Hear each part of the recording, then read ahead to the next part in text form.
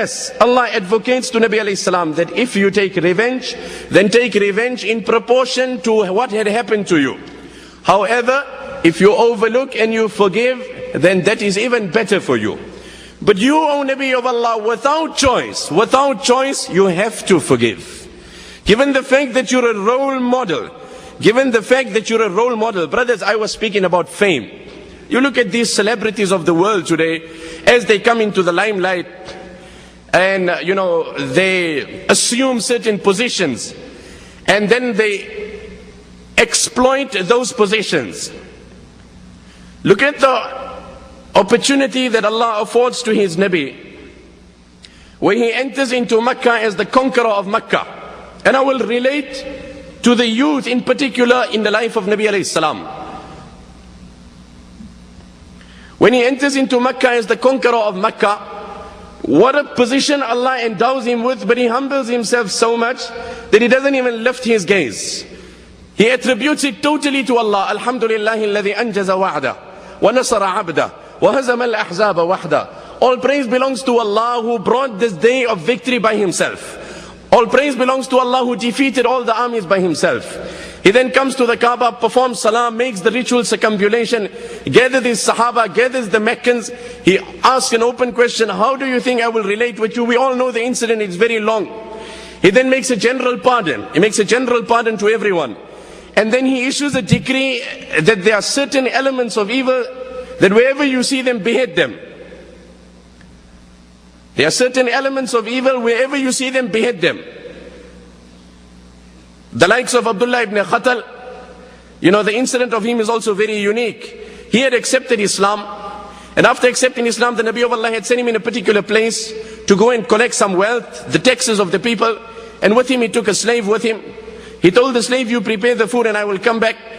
When he went to collect the taxes, in the interim the slave fell off to sleep. When he returned and he found that the slave was sleeping and the food was not prepared, like Sayyidina Ali radiallahu anhu used to say, ittaqu sharifa idha ja'a. Fear a noble man when he is hungry, wallahi he loses his nobility. What did Sayyidina Ali radiallahu anhu say? Fear a noble man when he is hungry, wallahi he loses his nobility. In a fit of anger he killed this man. I always say, don't ever underestimate the harms of anger and lust. Today our society is driven by lust.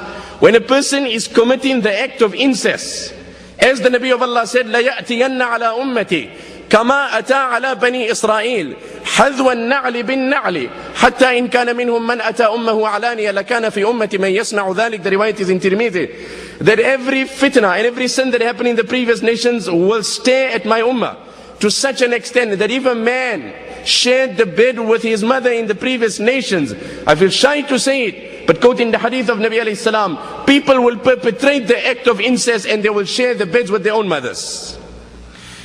When a person is driven by lust, as today the advertisements, as brother was mentioning, each man understands when he exits from this wonderful atmosphere how vulnerable he is in this nude environment. Every man understands.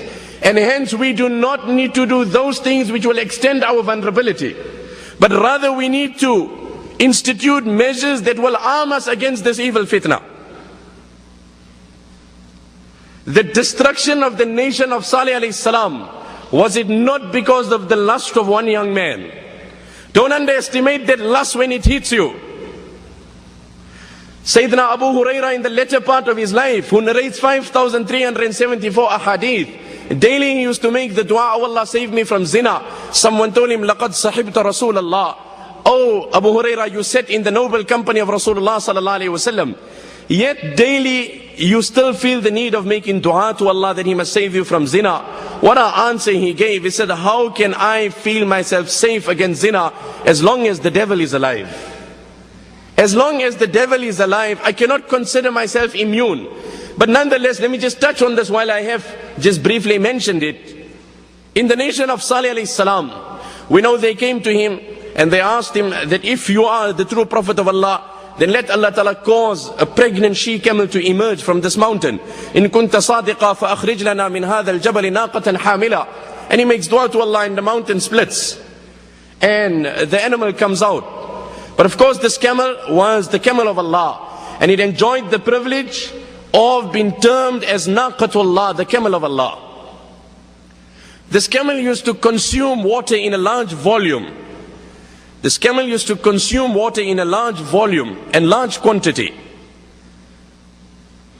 So after a period of time, they came to Salih alayhi salam and they said, perhaps if you could arrange that one day the camel will drink water and one day the other animals of our town and our locality will drink, by doing so at least, we will able to regulate it.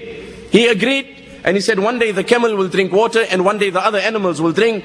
And he warned them that وَلَا تَمَسُّوهَا بِسُوءٍ فَيَأْخُذَكُمْ عَذَابٌ أَلِيمٌ. وَلَا تَمَسُّوهَا بِسُوءٍ. Do not ever stretch an evil hand towards this camel, because this camel has come on your request. There was a woman who had many animals there, and she was really, being harassed, and she felt threatened by the presence of this camel. But she was an, immoral, unchaste woman. There was a man by the name of Quddar bin Salif, a young boy. Again, I was saying, don't ever underestimate how evil that lust can be. A person is blinded. This person came to this evil, immoral woman and he says that I intend committing the act of zina with you. She said, there's only one way that I will hand myself over to you, is that if you kill that animal, by virtue of which my animals can enjoy freedom, then I will present myself to you and you can enjoy me. Salih alayhi salatu wasalam warned them that do not interfere with this animal. But as I mentioned, this man was blinded by lust. The Quran says, إِذٍ بَعَثَ أَشْقَاهَا. When the most wretched and the most wicked amongst them, overpowered by lust, stood up and advanced towards that camel. فَقَالَ لَهُمْ رَسُولُ اللَّهِ نَاقَةَ اللَّهِ. Again Salih alayhi salam warned him that beware, that is the camel of Allah, but to no avail. As a young boy, you warn him, you remind him. Arrogantly, the mentality is that freedom is my choice. And that is the significant difference between a youngster from an academic atmosphere and a young boy from an Islamic upbringing. The very difference, the very core difference between the two is that a young boy with Islamic outlook is constantly reminded, al-barakatu ma'a akabirikum, that constantly, communicate with your seniors, with your elders. And wherever you progress in life, oh my young boy, remember your parents and the seniors always remain senior to you. But on the contrary, another boy in a different atmosphere is made to believe that freedom is my right, it's my democratic right. I will announce it, I will voice it, I will air it, I will express it. Man felt that, fidelity, which Islam stresses, was infringing on his freedom. And he was at liberty to enjoy the woman of his choice for the duration that he enjoys. It is because of this very thing, in the name of the pandemic of AIDS, that has claimed the lives of thousands of people. Until now, man doesn't want to understand that this is the direct result. Again, it's the tragedy of our society, that it embraces an adulterer and an adulteress, yet it stigmatizes a polygamist. This is again the tragedy. But nonetheless, coming back to the focal point, he advances to that camel, and he kills that camel in the grave of that woman. As soon as he kills that camel, the decree of Allah comes. تَمَتَّعُوا فِي دَارِكُمْ ثَلَاثَةَ أَيَّامٍ ذَلِكَ وَعْدٌ غَيْرُ مَكْذُوبٍ. Now this whole nation is going to be destroyed. 3 days are left. And after 3 days, there will not remain any person here. He thought he will kill the camel, appease that woman, have the woman of his choice, and that's the end of it. After killing that camel, Allah then tells them on the tongue of Saleh, they tell them to enjoy. Again, look at the mentality of that boy.